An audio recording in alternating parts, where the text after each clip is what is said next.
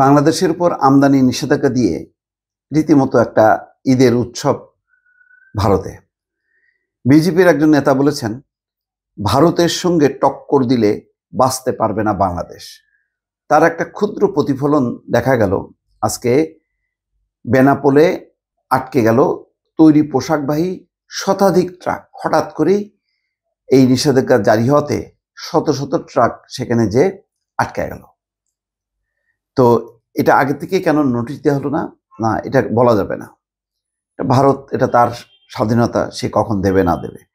Interesting ব্যাপার যে টার্গেটটা দেখেন, যে বিজেপি নেতা দিলীপ ঘোষ তিনি কি বলছেন।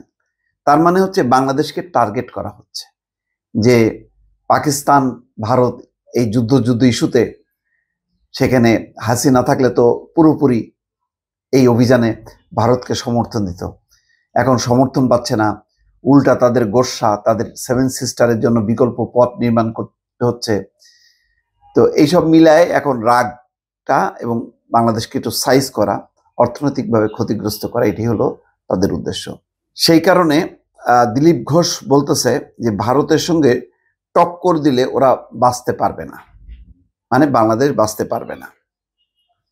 রোববার দিলীপ ঘোষ ভারতীয় সংবাদ সংস্থা ANI-কে বলেন, আমরা যখন পাকিস্তানকে টাইট দিতে পারি তখন বাংলাদেশ তো কোন ছাড়, চারিদিক থেকে ভারত দিয়ে ঘেরা, ওদের সব আমাদের হাতে, আকাশ থেকে পানি, ব্যবসা থেকে বাণিজ্য।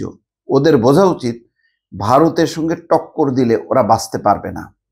দর্শক, তাহলে বুঝতে পারছেন যে মনোভাবটা খুবই পরিষ্কার, যে ওদের সাথে টক্কর দিলে বাঁচতে পারবে না, ভারতের সাথে টক্কর দিলে। আর এইদিকে বন্দরের অবস্থা হলো এই, যে ভারত সরকারের নিষেধাজ্ঞার পর যশোরের বেনাপোল বন্দরে আটকে আছে রপ্তানিমুখী তৈরি পোশাক সহ বিভিন্ন পণ্যবাহী ট্রাক। শুধু তৈরি পোশাক না, অনেক খাদ্য, প্রাণের প্রচুর পণ্য রপ্তানি হতো, সব আটকে গেছে। ভারত সরকারের নিষেধাজ্ঞার পর যশোরের বেনাপোল স্থল বন্দরে আটকা পড়েছে রপ্তানিমুখী তৈরি পোশাক সহ বিভিন্ন পণ্যবাহী শতাধিক ট্রাক। নিষেধাজ্ঞার পর রোববার দুপুরে বেনাপোল বন্দর কর্তৃপক্ষ ব্যবসায়ীরা ট্রাক আটকে পড়ার কথা জানিয়েছেন। শনিবার ভারত সরকারের বাণিজ্য মন্ত্রণালয়ের অজয় ভদ্র স্বাক্ষরিত এক চিঠিতে বাংলাদেশ থেকে তৈরি পোশাক, তুলা, সুতির বর্জ্য, কাঠ, প্লাস্টিক ও কাঠে তৈরি আসবাব, ফল জাতীয় পণ্য আমদানিতে নিষেধাজ্ঞা দেওয়া হয়। খাদ্যপণ্য।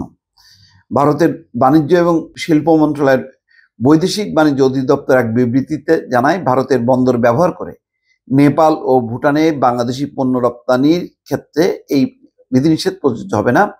এছাড়া ভারতের ব্যবসায়ীরা কেবল কলকাতা এবং মুম্বাই সমুদ্র বন্দর ব্যবহার করতে পারবে তৈরি পোশাক রপ্তানির ক্ষেত্রে, কিন্তু স্থল পথ ব্যবহার করতে পারবে না। তারা জানে যে স্থল পথটা দিলে খুব সহজে দ্রুত মানে রপ্তানি করা সম্ভব হবে, ওই জায়গাটা তারা আটকে দিল। এর আগে গত 8ই এপ্রিল এক নিষেধাজ্ঞায় বন্ধ হয়ে যায় সড়ক পথে ভারতের বিমানবন্দর ব্যবহার করে তৃতীয় কোনো দেশে পোশাক রপ্তানি। এর আগে ওই বিমানবন্দর ব্যবহারটাও তারা বন্ধ করে দেয়।